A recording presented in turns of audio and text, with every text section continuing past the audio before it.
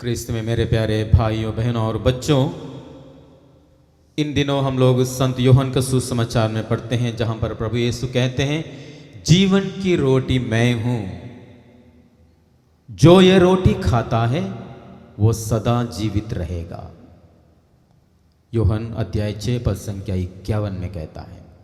और आज के सुसमाचार में हम लोगों ने सुना, अध्याय यूहन्ना का सुसमाचार अध्याय 6 पद संख्या 35 में लिखा हुआ है, जो मेरे पास आता है उसे कभी भूख नहीं लगेगी।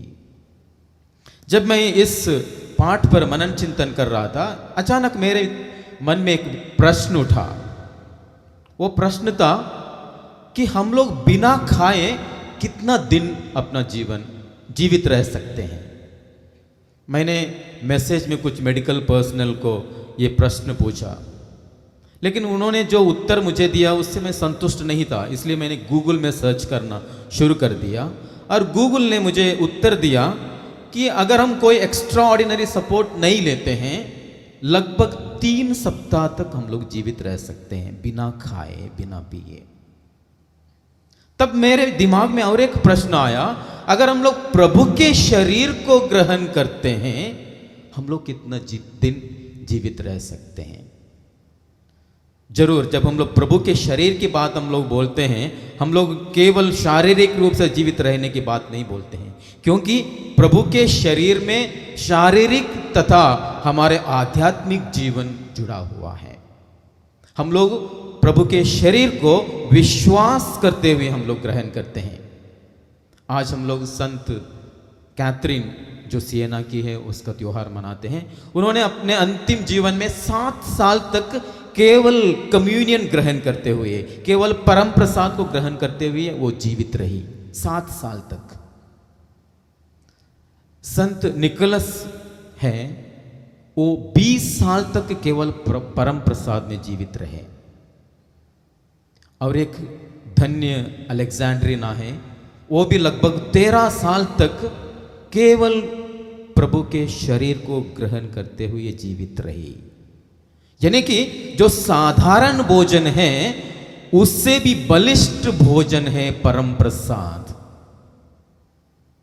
साधारण भोजन नहीं ग्रहण करने से हम लोग केवल 3 सप्ताह या 1 महीना हम लोग जीवित रह सकते हैं, लेकिन प्रभु के परम प्रसाद मात्र ग्रहण करने से हम लोग लंबे समय तक जीवित रह रहे हैं। 20 साल तक संत निकोलस, 13 साल तक धन्य अलेक्जेंड्रीना, 7 साल तक संत कैथरीन और कई अन्य लोग जीवित रहे हैं प्रभु के शरीर को ग्रहण करते हुए। प्रभु ने कहा है, जो मेरा शरीर ग्रहण करता है, जो मेरा रोटी खाता है, वो सदा जीवित रहेगा। प्रभु उस अनंत जीवन के बारे में कहते हैं।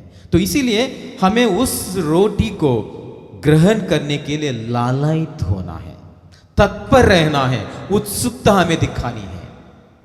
इन दिनों में हम लोग मिस्सा बलिदान में भाग ले पा रहे हैं, लेकिन कलीसिया अपनी ओर से कोशिश कर रही है कि YouTube के द्वारा या अन्य संचार माध्यम के द्वारा आप तक पहुंचाने के लिए मिस्सा बलिदान में भाग लेने का एक अवसर आपको प्रदान करती है।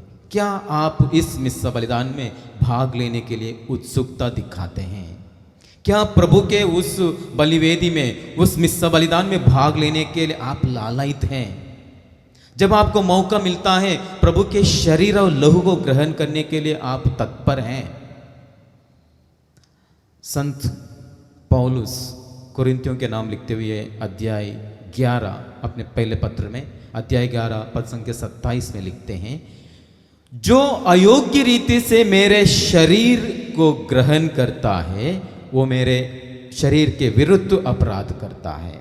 यानी कि प्रभु के शरीर और लहू को हमें योग्य रीति से ग्रहण करना है। हम सभी के लिए, जितने लोगों को ये मौका मिल रहा है, हम ईश्वर को धन्यवाद दे दें इन दिनों में प्रभु के शरीर को ग्रहण करने के लिए जो अवसर हमें प्रदान हुआ है। अन्य सारे लोगों को भी हम लोग प्रार्थना करें, जिससे कि जब कभी हम लोग इस प्रभु के शरीर को ग्रहण करने का अवसर मिलता है, हम उत्सुकता दिखाएं। प्रभु ने जब ये बातें शिष्यों को बताई थी, संत पेतरुस ने कहा था, हे प्रभु हम कहाँ जाएं, आप ही के पास अनंत जीवन है। उसी विश्वास को हम लोग प्रकट करें। हे प्रभु, हम किसके पास जाएं? आप ही के पास हम सभी के लिए अनंत जीवन है।